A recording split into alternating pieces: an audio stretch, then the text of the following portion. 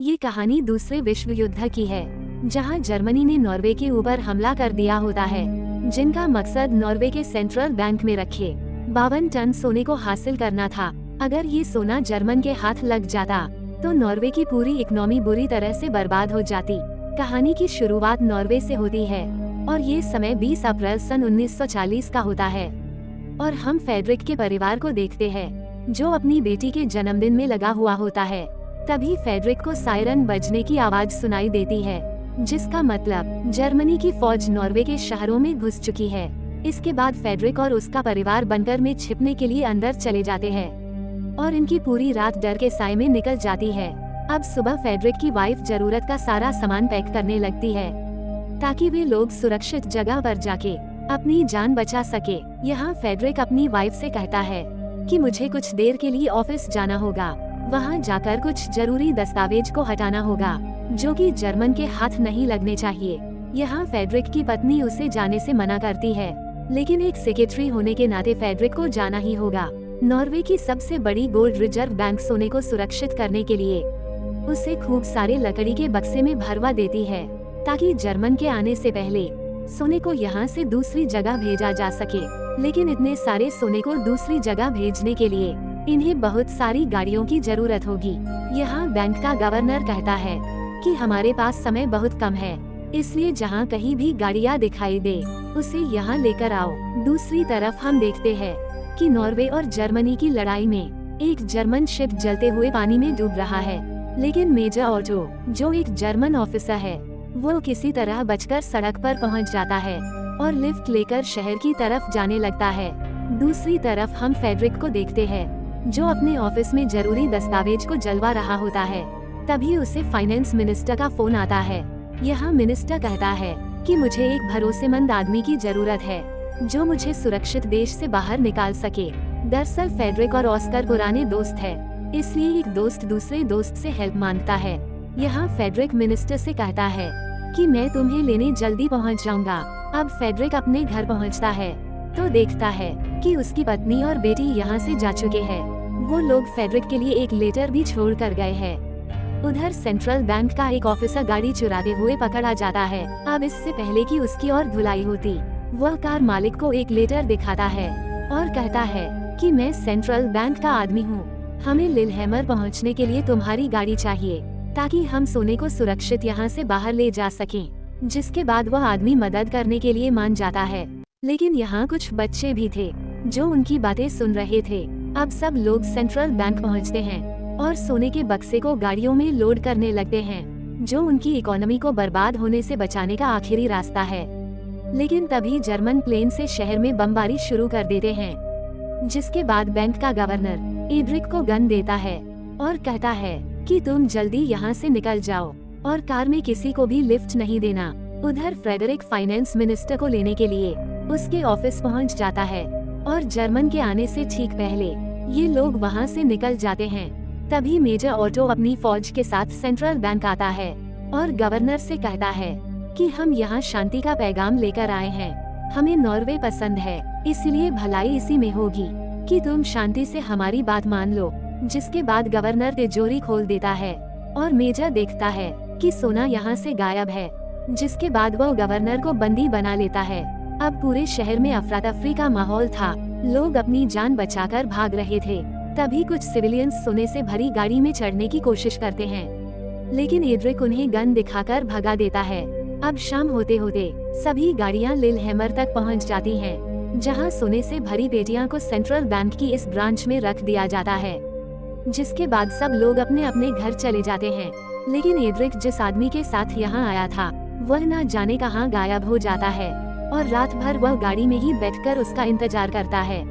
वहीं finance minister Frederick को एक मिशन देता है, जिसमें उसे नॉर्वे के सोने को यहाँ से बाहर ले जाना होगा, क्योंकि ऑस्कर को ये बात पता थी कि जर्मन उस सोने को पाने के लिए किसी भी हद तक जा सकते हैं, इसलिए सोना लिलहैमर में सुरक्षित नहीं है।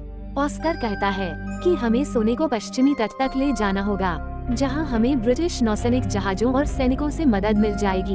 अब पूरी कंपनी की जिम्मेदारी तुम पर है। फ्रेडरिक कहता है कि मेरा परिवार केबिन में है। ऑस्कर बताता है कि उन्हें देश छोड़कर जाना होगा, अगर जर्मन को पता चला कि तुम ऑपरेशन लीड कर रहे हो तो नॉर्वे के मोस्ट वांटेड आदमी बन जाओगे।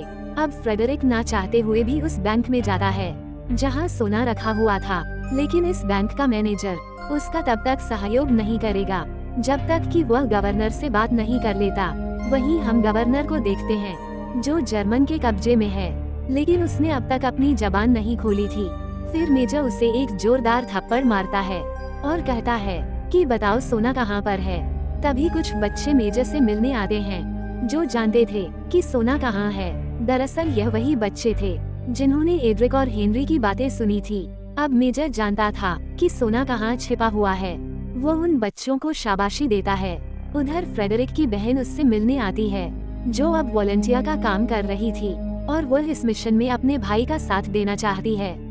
तभी नॉर्वेजियन फौज का कमांडर मेजर बाटली रिपोर्ट करता है और वह भी इस मिशन का हिस्सा है। अब सब लोग सोने को फिर से दूसरी जगह ले जाने की तैयारी करते हैं, लेकिन बैंक मैनेजर उस तिजोरी का पासवर्ड भूल जाता है जिसके अंदर सोना रखा हुआ था। जब काफी कोशिश करने के बाद भी दरवाजा नहीं खुलता तो मेजर उसे एक्सप्लोसिव से उड़ाने का फैसला करता है, लेकिन बैंक मैनेजर बाहर नहीं आ रहा था। वह अभी भी तिजोरी खोलने की कोशिश कर रहा था। फ्रेडरिक उसे समझाता है कि जल्दी ही जर्मन यहाँ आ जाएंगे और उनका इरादा भी इस तिजोरी को बॉम्ब से उड़ाने का होगा। अब मैनेजर अपनी आखिरी कोशिश करता है और इस बार तिजोरी खुल जाती है, जिसके बाद सोने को फिर से गाड़ियों में लोड किया जाता है और जर्मन के आने से पहले ये लोग रेलवे स्टेशन पहुंच जाते हैं जहां से सोने को पश्चिमी तट तक ले जाया जाएगा। अब फ्रेडरिक हर एक पेटी की एंट्री करने के बाद उसे ट्रेन में लोड करवा देता है। इस बात से मेजर खुश नहीं था क्योंकि उनके पास समय की कमी थी, लेकिन फ्रेडरिक बचपन से ही बहुत ईमानदार रहा है और वह जानता है कि उसे अपनी ड्यूटी कैसे करनी है। फिर मेजर एड्रिक और हेनरी को एक फ्लेयर गन देकर आगे भेजता है ताकि किसी भी तरह का खतरा होने पर वो लोग इंफॉर्मेशन दे सके हैं और ये लोग 52 टन सोने को ट्रेन में लादकर वेस्ट कोस्ट की तरफ जाने लगते हैं। वहीं जर्मन कमांडर सोने की तलाश में लिलहैमर पहुंचता है, लेकिन यहाँ भी उसके हाथ कुछ नहीं लगता। फिर वह बैंक मैनेजर को पकड़कर पूछताछ करता है, लेकिन मैनेजर अपना मुंह नहीं खोलता। उधर एड्रिक और हेनरी दुश्मन पर नजर रखने के लिए आगे बढ़ रहे थे। तभी उन्हें एक शख्स नजर आता है जो रस्सी के सहारे पुल से नीचे लटका हुआ था। हेनरी पास जाकर देखता है कि यह एक जर्मन सोल्जर है जो शायद गलत लैंडिंग की वजह से मर चुका है, लेकिन अचानक वह सोल्जर उस पर हमला कर देता है और हेनरी को मारने की कोशिश करता है। तभी अचानक उसकी जेब से एक ग्रेनेड नीचे गिर जाता है, जिसके फटते ही उस सोल्जर के चिथड़े उड़ जाते हैं, लेकिन हेनरी बच जाता है। फिर धमाके की आवाज सुनकर वहाँ कुछ लोग आ जाते हैं जो उन दोनों को पकड़ लेते हैं। अब कुछ समय बाद जब ट्रेन वहाँ से गुजरती है तो वो लोग उसे रोक लेते हैं, लेकिन अच्छी बात ये थी कि ये लोग नॉर्वेजियन सोल्जर्स थे जो बताते हैं कि जर्मन प्लेन यहाँ निगरानी करते रहते हैं, इसलिए तुम्हें यहाँ से निकल जाना चाहिए। अब ये लोग अपना सफर जारी रखते हैं, लेकिन जर्मन प्लेन उन पर नजर रखे हुए थे, जिनसे बचने के लिए ये लोग सुरंग में छिप जाते हैं और रात होने का वेट करते हैं ताकि अंधेरे में ये लोग छिपकर बाहर निकल सकें। वहीं जर्मन कमांडर को पता चल जाता है कि सोना ट्रेन में है और नॉर्वेजियंस उसे विदेश ले जाने की कोशिश कर रहे हैं। अब अंधेरा होते ही फ्रेडरिक ट्रेन को चलाने का ऑर्डर्स देता है। फिर अगली सुबह ट्रेन अचानक बीच रास्ते में ही रोक ली जाती है, जिसके बाद सभी सोल्जर्स अपनी अपनी पोजीशन ले लेते हैं। तभी एक सिविलियन लड़की बिना हथियार के ट्रेन की तरफ आती है। फ्रेडरिक देखता है कि यह उसकी बहन लिली है जो ब्रिटिश सोल्जर्स के साथ यहाँ उनका इंतजार कर रही थी।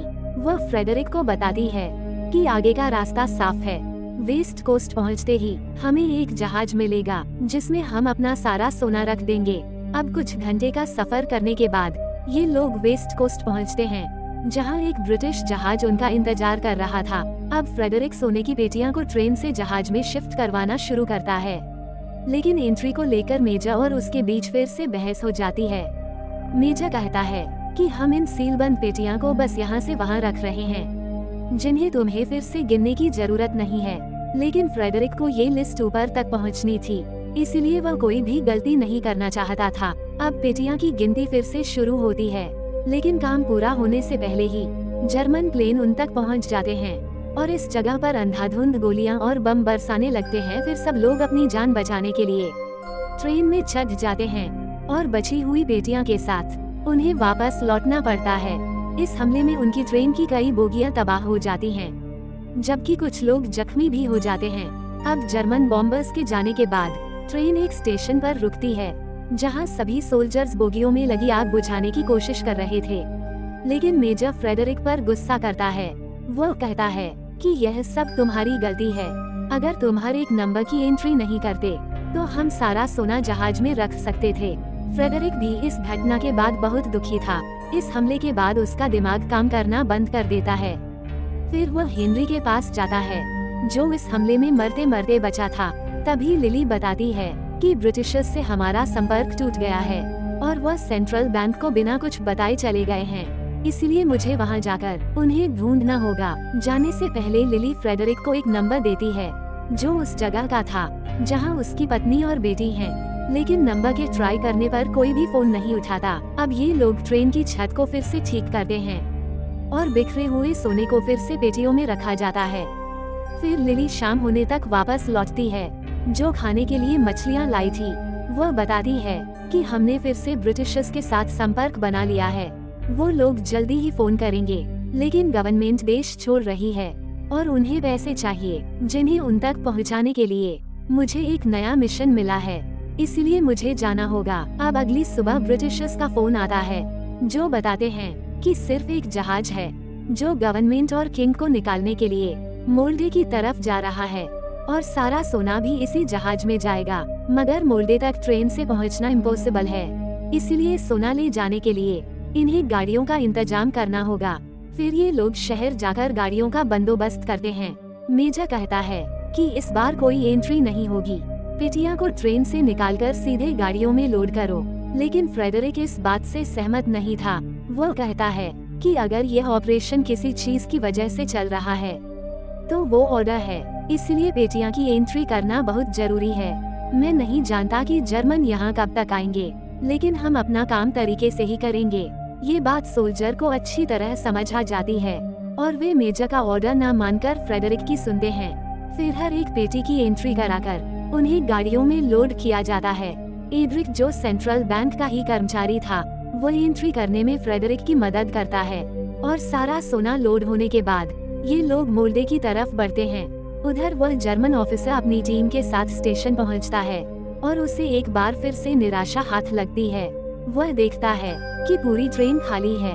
फिर वह अपने पायलट से बात करता है और कहता है कि अगर एक से ज्यादा गाड़ियां दिखें तो मुझे रिपोर्ट करना। वो लोग ज्यादा दूर नहीं गए होंगे।